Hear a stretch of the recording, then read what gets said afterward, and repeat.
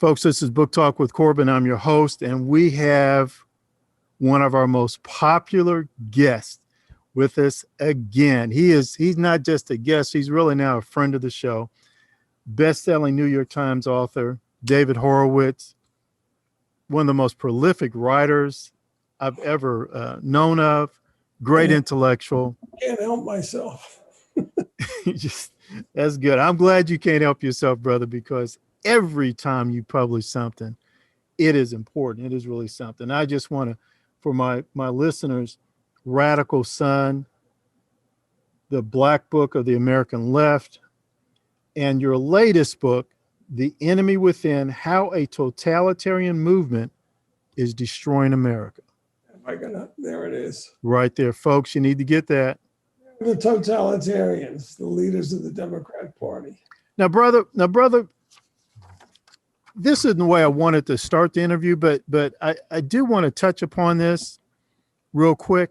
I noticed you have Camila Harris on that front cover. Yeah, she hates America. Look, this is such a corrupt human being. During the campaign, she accused Biden of being a racist and a rapist, and then she joined his team. And we picked her. Here's a woman who got 2% of the vote in a California Democrat presidential primary when she had been the district attorney of San Francisco and the attorney general for the state of California. Why did they pick her? Because she's so corrupt, she will protect all the criminal Bidens and all the other criminals around the White House. That's why. This is a criminal operation, the current White House. And you know, brother, I don't know if you've seen the video or not. I remember it wasn't that long ago, she put out a video where she talks about, you know how they talk about, but she talked about very, very clearly, openly, guaranteed outcomes. She wants it. They're communists. I mean, it's really simple. They think every disparity in income, for example, has to do with race. If you think everybody's equal, try, shooting hoops like Steph Curry. Everybody is not equal. Everybody has different talents, different attention spans, different energy. The only equitable thing to do is to have equal opportunity. Yes. That is, you just you don't have any racial or other bars to succeeding. And, it's really terrible. The Democrat Party is a racist party. I mean, Biden, one of his first statements, which he got from Black Lives Matter, is that systemic racism touches every aspect of American life. That's a monstrous lie. You would expect it from, the Chinese communists or the Iranian mullahs or Putin. You wouldn't expect it from a president of the United States. Right. There is no systemic racism in America except affirmative action, which got a pass from the Supreme Court. But other than that, it's illegal. Institutional racism is illegal under the Civil Rights Act of 1964. It's been illegal for over 50 years. So take the police departments. If police departments were actually systemically racist, first of all, they'd have to fire all their black police chiefs. But secondly, if they were, there would be a tsunami of lawsuits for tens of millions of dollars. Yes. And you think the way Democrats think that all white people who disagree with them are white supremacists. Even if you thought that, there are thousands of black attorneys, black district attorneys, black attorney general, black mayors of major cities, black city council members, black state representatives, black congresspeople. There would just be massive lawsuits all over the place if there was a shred of truth that there's systemic racism. There is, and of course, you know that police departments like New York, which they are destroying, the majority of the members of the NYPD are people of color. Mm. The country is so beyond that kind of racism. But the Democrats, I was about to say I'm speechless, but obviously I'm not. I wrote this whole book. Right. Yeah, right. And let me say this again to our listeners. The Enemy Within, How Totalitarian Movement is Destroying America. You can go to Amazon.com and get it, or you can go to is it the David Horowitz Freedom Center? Is that correct? Yeah, it's if you go on the web, just go to Front Page Magazine or Front Page Mag, MAG.com, and you can get the book. You can get it at Amazon. Right. Or anywhere. You should be able to, Barnes and Noble. Brother, let me share a couple of personal things with you. One is my father. He was on the Kentucky Commission on Human Rights. He was actually recruited for that. Before that time, he was serving on the local level at Warren, Ohio with the Urban League. And knowing my father's political views as well as I did, I think he would be absolutely astounded at seeing the progress Black folk have made politically in this country. And not even talking about President of the United States. Yeah, and not even talking about a two-term Black president of the United States. Yeah, Juan Williams, it's called it, I forget what he called it, a miraculous transformation. It's the greatest social revolution in the history of the world in the last 50 or 60 years. Mm-hmm. It's since and because of the civil rights movement, which was a biracial movement. Yes. The key players in that civil rights movement were white people, and they gave their lives too. Yes. But the left won't take yes for an answer. It's just terrible. And so they've spent the last 50 years reintroducing race into every aspect of American life. It affects everything now. Getting jobs, getting into universities, just terrible. And that was not. And I don't think, it's really fascinating to me. You turn on the TV and you see the ads.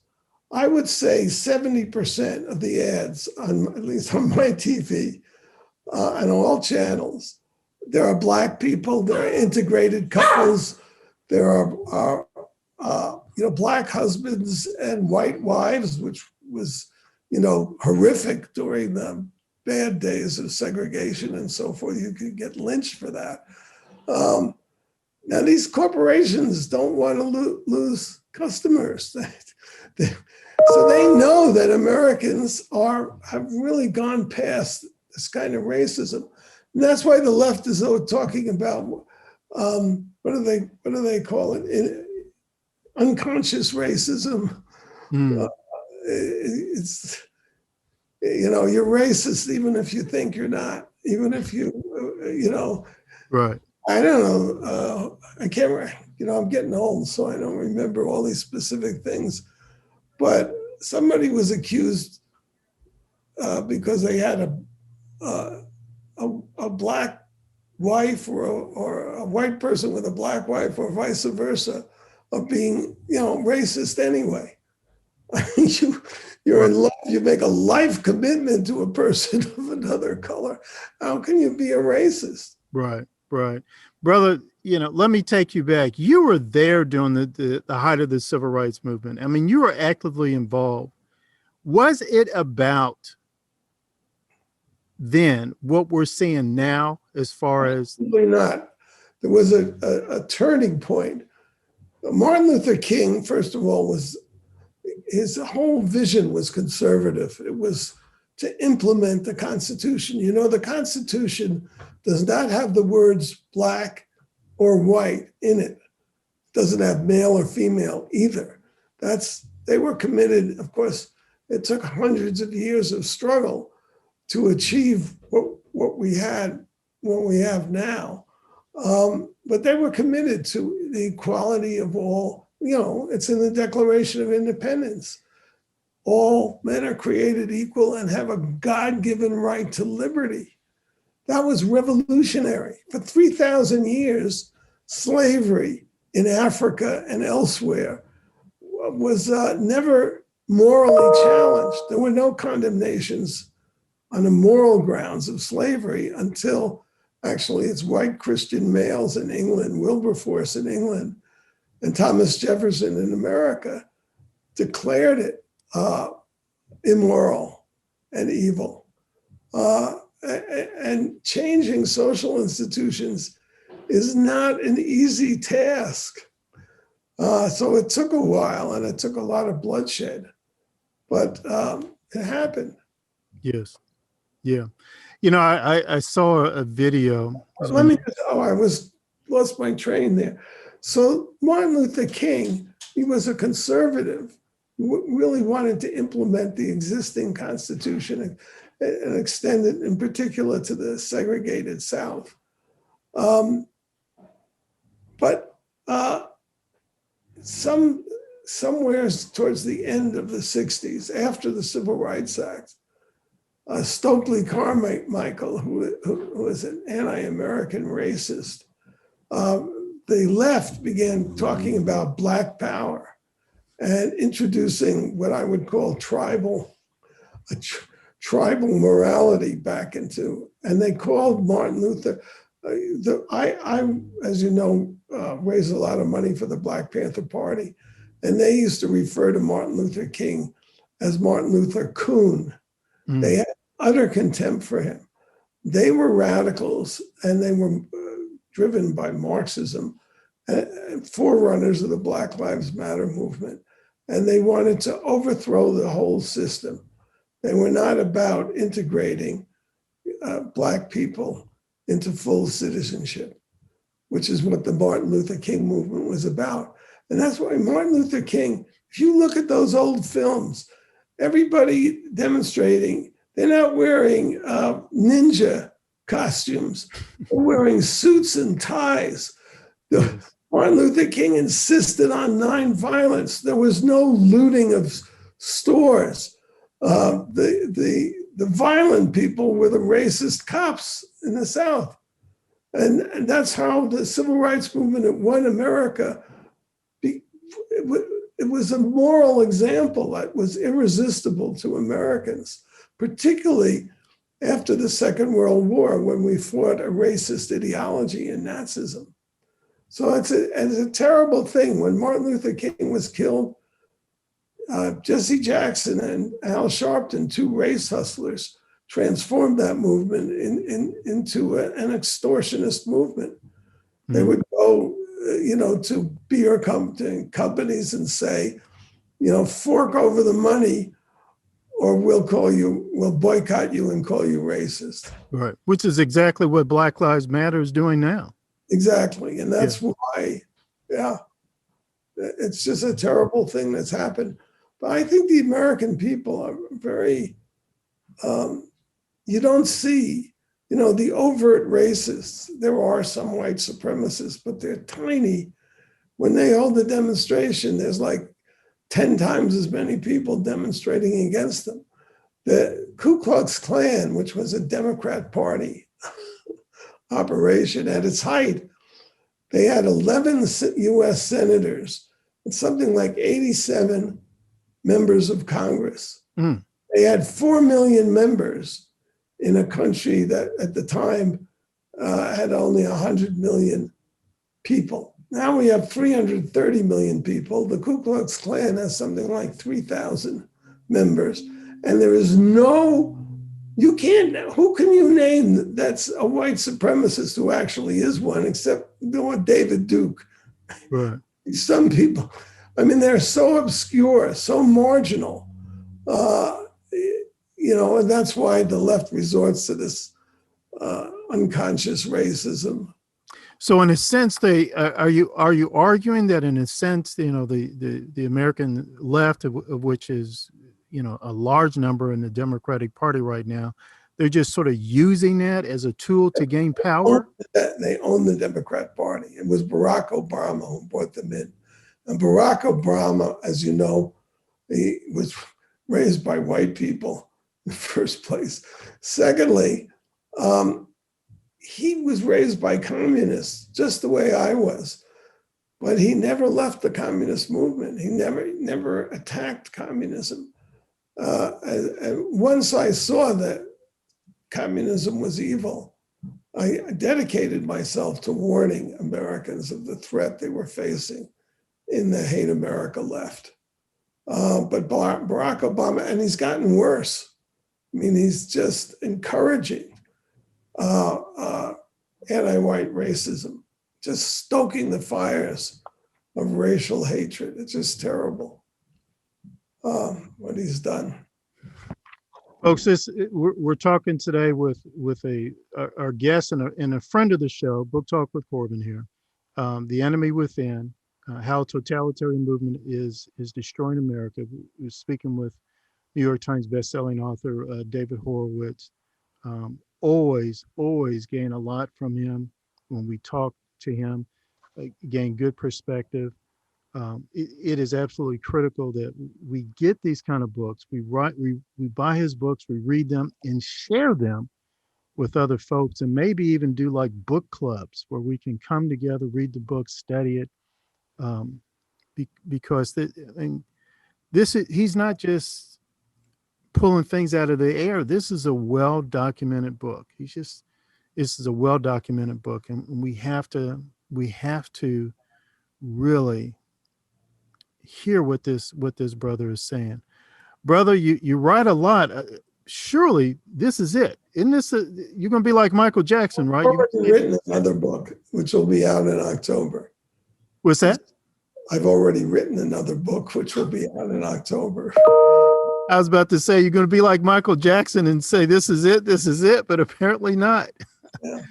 Are you allowed to tell us give us a little taste of what this next book is? It's called I Can't Breathe, How a Racial Hoax is Killing America. There were two events this week, terrible events, both of them. There was this incident in Minnesota, and where Daunte Wright, who's a violent criminal, was shot by a police officer named Kim Potter. Oh, sorry about that. Kim Potter, who had served 26 years on the force, stellar record. Everybody knows that traffic stops are very dangerous for police officers. In fact, the week before, there was an incident where the criminal, and they want you to always show your hands and then get out of the car, because the car can be hiding weapons. And just the week before, a criminal was stopped, and he got out of the car, and then he jumped back into the car and got a rifle and killed the officer. So there were so many lies around this incident. First of all, if you listen to anybody on the left, he was killed because of a traffic stop. Somebody said even that police doing traffic stops should be unarmed, which is an invitation to kill police. You better believe it. It wasn't the traffic stop. What the traffic stop did was allow them to go into his record. This was he was an armed robber who had jumped $100,000 bail. And the robbery shows what a malicious human being Daunte Wright was. He had been invited to a party. Obviously, he knew the hostess. The party, and he went with a male friend. The party lasted very late. So this hostess, out of the kindness of her heart, offered to let him stay in her house overnight. So he wouldn't have to, I don't know how far away his house was, but he wouldn't have to go home in the middle of the night. These two got up in the morning, and Daunte Wright grabbed the woman by the throat, put a gun to her head, and demanded her cash, which was something like $850. Hmm. So that's how he repaid her kindness. I think he's a gang member, but don't know. But in any case, lunging into the car as he did was, why did he resist arrest? Because he knew that he was facing long jail time for armed robbery and jumping bail. That's why he did it.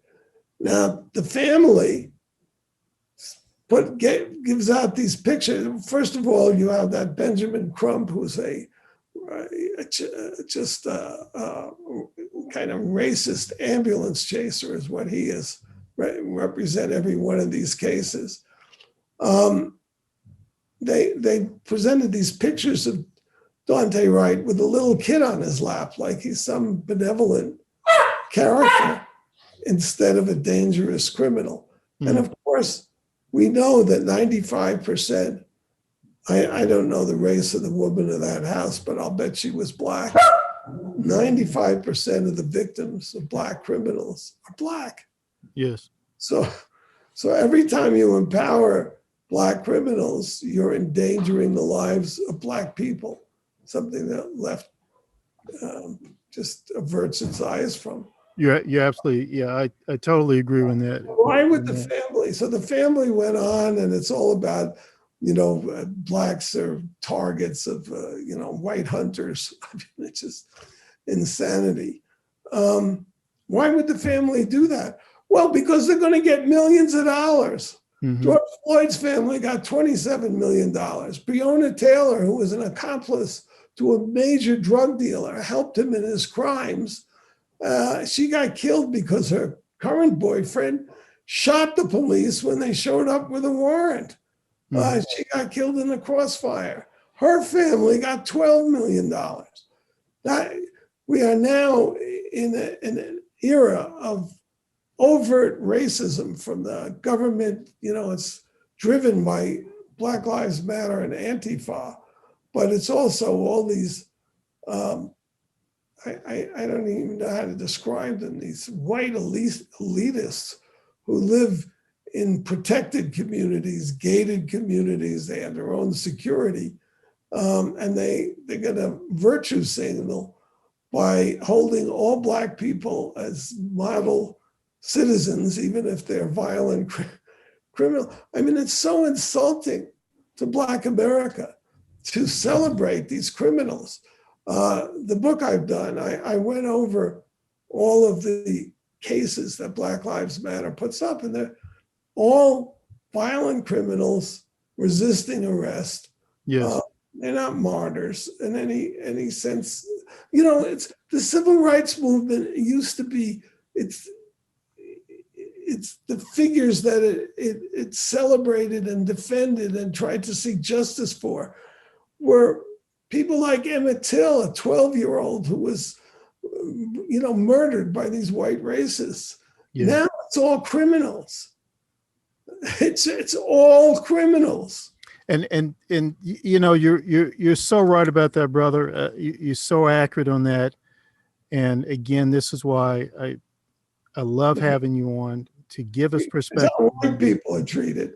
The same day this poor officer, they've destroyed her reputation, her career, and her life. And let's face it, what we have is a national lynch mob. The lynchings, Judge Lynch, I guess is what they're named after, mm-hmm. were originated as frontier justice, as people who were impatient with due process. Due process meaning you investigate the facts, you have a trial where the defendant gets to defend themselves, then you have a verdict, then you have a punishment. But Lynch Mob wants the verdict first, mm-hmm. then the punishment. This woman's already been punished. The verdict is already in, and then maybe a trial. We have a national lynch mob. It's being led by Patrisse Cullors. Why did she just bought $3 million worth of fancy houses? It's hypocrisy is so naked. Anyway, the same day that this woman was arraigned, Kim Potter, the policewoman, in Washington, the Department of Justice put the charges out. The Department of Justice is run, the Civil Rights Division is run by Kristen Clark. That's Biden's appointment. She's a Farrakhan racist. She believes that the amount of melanin you have not only determines the darkness of your skin, but also makes you morally and intellectually superior to, I mean, that's the nation. Yeah, I mean, and what you just say, all this is verifiable. I mean, but here's what it's all documented. Okay, the same day they announced, now the January 6th protest inside the Capitol didn't burn the Capitol down. It didn't destroy a lot of things. It didn't kill they didn't kill anyone. People died of natural causes. They were all Trump supporters. And one woman, a 14-year veteran of the Air Force, Ashley Babbitt, was murdered. She was unarmed. She's a small person. She was murdered by a Capitol police officer. It's on video, her murder, showing she wasn't menacing anybody. She wasn't a threat to anyone. The same day they announced, one, they're not going to reveal the identity of the Capitol Police murderer. Two, he's not going to be charged with anything. This is if you kill a white person. I mean, it's so upside down, everything now. Where there are still, Pelosi is holding these people in jail without bail from the January 6th incident. They've been in jail for 4 months. Also, the guy with the video camera who filmed the death, who's a Hispanic American, they arrested him yesterday. These are fascists we have in the White House. Nancy Pelosi, I call her Nazi Pelosi. She's very good at fascism. She immediately denounced it as an armed insurrection, even though they didn't confiscate one arm. They arrested, 200 or 300 people. Not one firearm was found. Nobody, as I say, the crowd didn't kill anybody, and they didn't do, it wasn't any worse. It wasn't any worse than Linda Sarsour, this rabid anti-Semite, who led a mob into the chambers of the Judiciary Committee last year to obstruct the proceedings, the confirmation hearings of Brett Kavanaugh. That was actually an insurrection, but the Democrats defended it as democracy in action. Right. That's the universe, the Orwellian universe we inhabit now. Folks, this is Book Talk with Corbin. I'm your host, and we're speaking to our friend of the show and one of our most popular guests, New York Times bestselling author David Horowitz. He's just put out a book, The Enemy Within, How Totalitarian Movement is Destroying America. And he's announced that he's got another book coming out soon, too. It's hard to keep up with this, brother, but we need to do that. We need to not only keep up with him, but make sure we're buying extra copies and sharing them with other patriots. Brother, I need to cut the interview now. Of course, we're gonna be in touch with you. Do you have any final comments you'd like to say? Well, I wrote this book from experience. I was raised by communists. I was a leader of the New Left. I got out of it when I saw that it was not about peace or justice. It was a hate America left. And I've watched it take over the Democrat Party over the next 50 years. It succeeded with the election of Barack Obama. And you have to not be a racist to see Obama as he is. The left, anybody who's critical of Obama is a racist. That's That's a racist lie right there. So this book is a warning. You know, and I think it's one of the most important things I've written, because I think our country is in danger of becoming its opposite. The Democrats have tried everything, you know, starting with voter IDs. Well, I don't want to go on too long, but voter ID. Democrats actually think that poor Black people are too stupid to be able to get voter photo ID. You can't get food stamps, you can't get welfare, you can't get prescription drugs. And even if it were true, instead of the big lie that it is, the solution would be, let's have a government program to provide people with voter IDs. But the Democrats are in the business of stealing elections, and that's why they don't want the voter ID.